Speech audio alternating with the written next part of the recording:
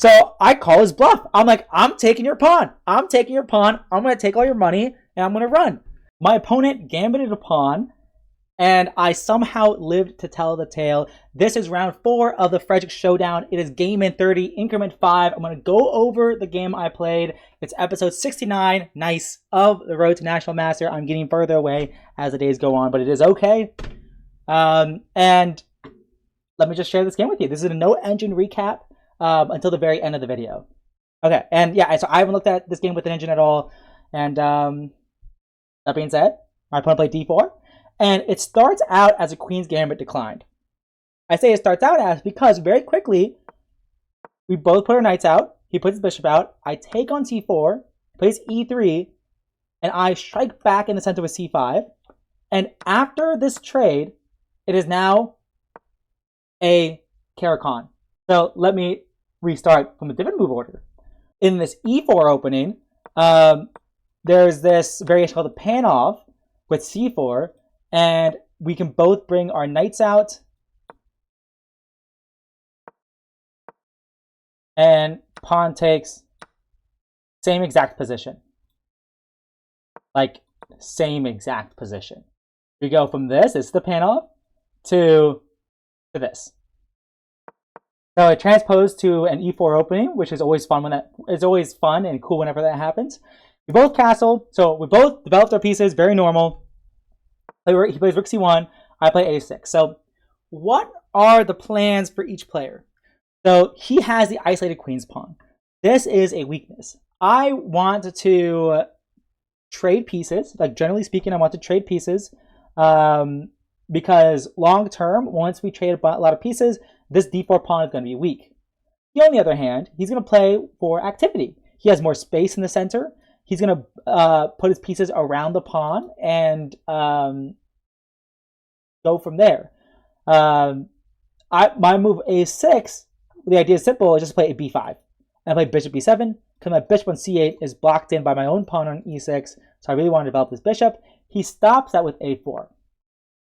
And I'm already familiar with this position. I've had this position before. I play queen a5. And some other ideas to keep in mind. So I do want to control the d5 square. So I love to rotate my knight from b4 to d5. I would love to do that. Even here, I probably could have done that. I probably could have played, after a4, I could have gone knight b4 probably. And if you go like rook e1, now I go here. And life is very good. Black probably has no issues here, as long as they keep good control of the d5 square. Although white still probably has some pressure here.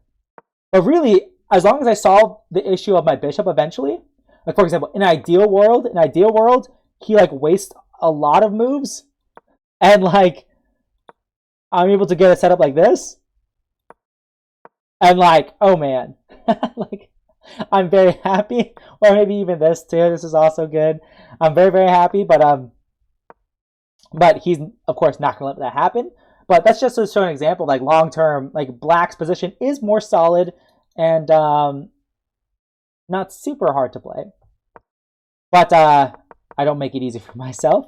I play queen a5, preparing to put my rook in the center and x-ray the queen, and also control the d5 square with my rook as well as my queen. And he plays bishop d2. I've never seen this before. Like it's just weird because it's a retreating move.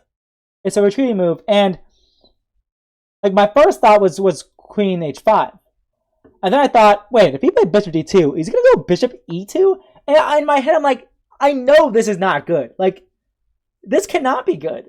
like this is just like not good. Also, if I just play bishop d7 or something like that, allowing him to do a discovered attack on my queen, then he wins the bishop on e7, and I don't want to give away my bishop pair that easily. Like, I really don't. I really don't. There's no need to do that. So that's why I need to move my queen after bishop d2. My first thought was queen h5, but I was like, is my queen really good there? I don't think it's bad there. But, you know, I do have to move my queen, and I end up deciding on b6. I thought about queen c7. I thought queen c7 probably was not bad. I just wasn't 100% convinced.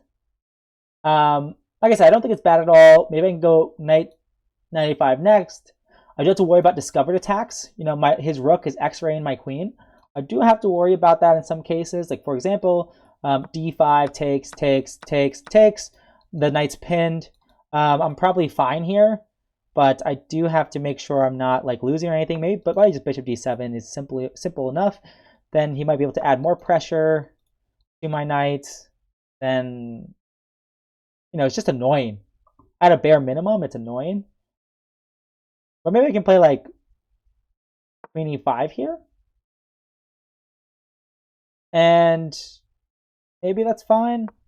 Maybe this is also fine. But after knight takes, I still have to take back with the bishop. Or the pawn for that matter. But both don't look that appealing. And either way, I'm going to have these split pawns. It's probably about equal, but it's not super comfortable. I just have that weakness on c6. So that's what I was worried about. So I played queen b6 though. Because simply put, this pawn is hanging and this pawn is hanging. So I'm just forking his pieces.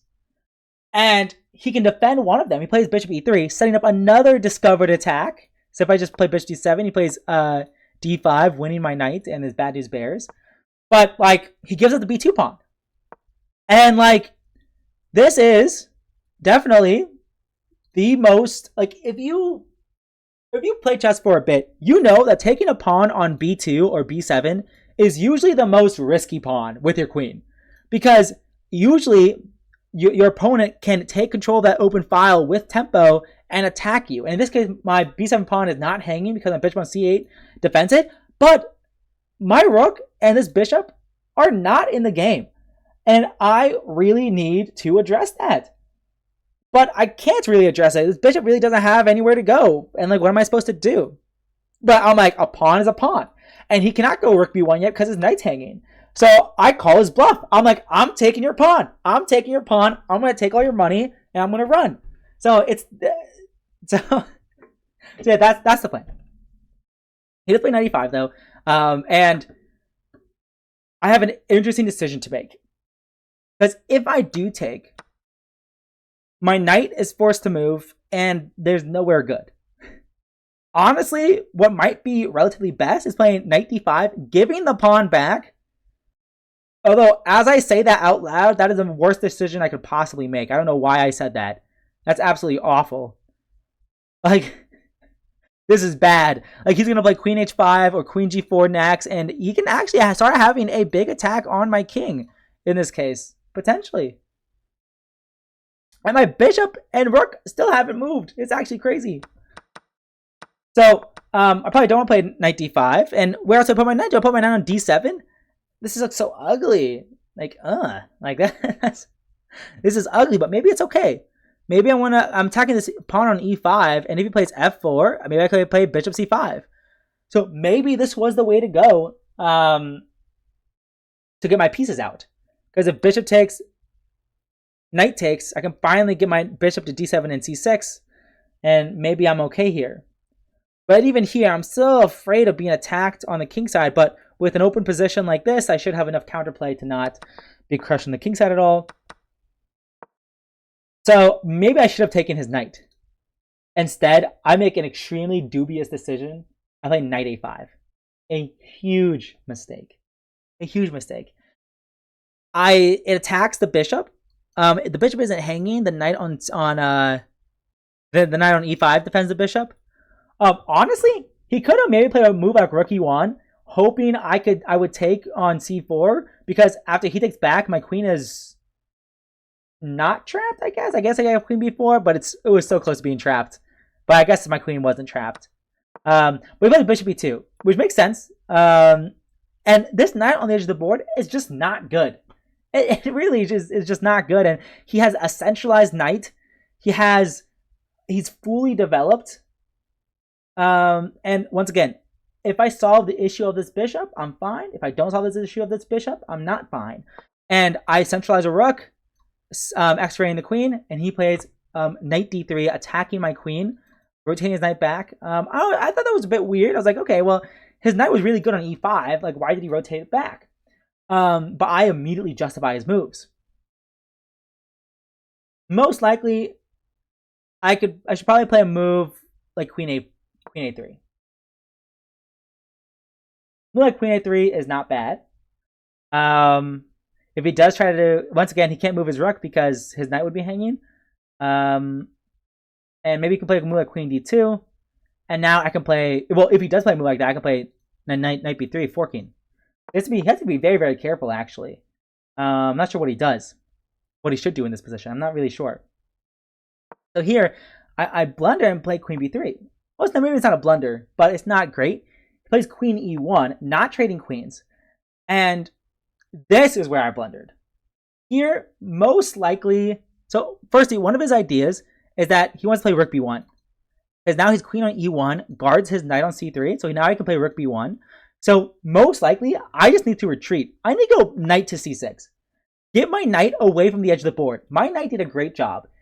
My knight made his bishop go back to e2, and he retreated his knight back to d3. It did its job. It needs to hightail out of there and run. And after rook b1, my queen is almost trapped, but not. I have queen a3, and I'm doing okay. Like a bishop c1 attacking my queen, I can just go back to d3. And like, I'm okay. But instead, I kind of blitz out knight d5. Because if knight takes, I can take back with my queen or my rook, defending my knight on a5. That's the sneaky part of queen e1. The queen e1 x-rays the knight on a5, and the knight on a5 is undefended. So I blitzed knight d5 out, and he takes here, and I think for about 8 minutes here, going down to 3 minutes. Or something like that. I wouldn't below 5 minutes. I know that for sure. I think it's about 3 minutes, or maybe less. Because rook takes d5, there is bishop f3, and if I move my rook off of this 5th rank, then I lose my knight. So if I go here, then bishop here, and my rook has no squares. This, I guess I could go here, but then g5 potentially, not trapping my rook. Oh, basically trapping my rook, honestly. Like, where am I going to go? But more importantly, also deflecting my rook away from the defense of the knight. And if I play queen takes d5, well, now if bishop f3, there's queen f5, counterattacking the knight, and keeping defense of my knight, so I think I'm okay. But he can play knight f4. And I'm like, okay, I only have 1 square for my queen. And then he plays g4. And I remember when I was calculating this during the game, I was in complete disbelief. Like, he plays knight takes d5. I'm sitting there calculating. I'm like, oh my god. Like, you have got to be kidding me. I'm going to lose this game to knight f4 and g4. This is how I lose this game, losing my knight. I was in complete disbelief here. So I ended up deciding to go rook takes d5. Because after bishop f3, I'm just going to give up the rook. Because there's nothing better to do. There's absolutely nothing better to do. I thought about taking on d3. But then after bishop takes the rook, my knight is still hanging at the end. So if pawn takes, queen takes, and he's still up in exchange for a pawn. And this is, I guess it's okay. I don't know. It doesn't look good at all. It doesn't look good at all. So my idea was to play knight c5, and now this pawn on a4 is still hanging, but it's not very good because he plays knight f4, attacking my d5 pawn, and it's extremely difficult to defend it. So I play bishop e6, just defending it, but now it allows him to trade, and I have this huge weakness on e6 that's hard to defend. He plays bishop f4, I play king f7, the only way to defend, and what I thought he would do would be play like a move like queen e2 and rook d1 and try to pressure on the e-file. I thought that was a reasonable approach to do, but instead he goes for a simple maneuver, which is queen d1, trading queens. And there's not much for me to do here. If I don't trade queens, this pawn on a4 will always be well defended, and he can move another piece with tempo. But I had one hope and one hope only. Well, not one hope only. Well, firstly, drawing chances. Let's talk about drawing chances. One, if I can trade off these 2 pawns for these 2 pawns, it doesn't matter if I'm down in exchange. It's going to be very hard for him to win. If I can win this pawn and have 2 passers on the 2 outside passers, then it's also very hard for him to win. I might be the one winning. So I have to keep those things in mind too. And with trading queens, you know, my knight on c4 is untouchable by his bishop. So at a bare minimum, I have this really nice knight on this really nice square. But he's going to pressure for the whole game, and it's going to be tough to defend. It's going to be very tough to defend long term. But I do end up trading with the hope that he takes with his f rook. If he takes with his c rook, I'll most likely go on to lose the game. But he took with the d rook, and now I play knight b2, attacking his rook and attacking the a4 pawn, and he cannot defend both. If he took with the c rook, after knight b1, he could counterattack and play rook b1, and after I take, he takes, or he could just play rook a1, and then play rook b1 next. That's also possible. So he blundered, play rook f takes d1, and now I play knight b2, and now I get my pawn back, and I got 2 passers down the board.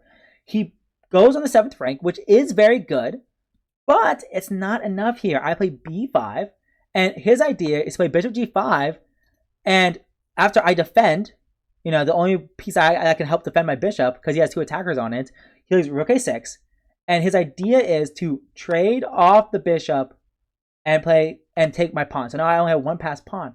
But the issue is his rooks are terribly placed. His rooks are terribly placed here because I play knight c4 with tempo, attacking his rook, and my knight blocks out his other rook from getting behind the pawn, and suddenly I'm pushing this guy. I am pushing this guy. There's no possible way for him to defend it.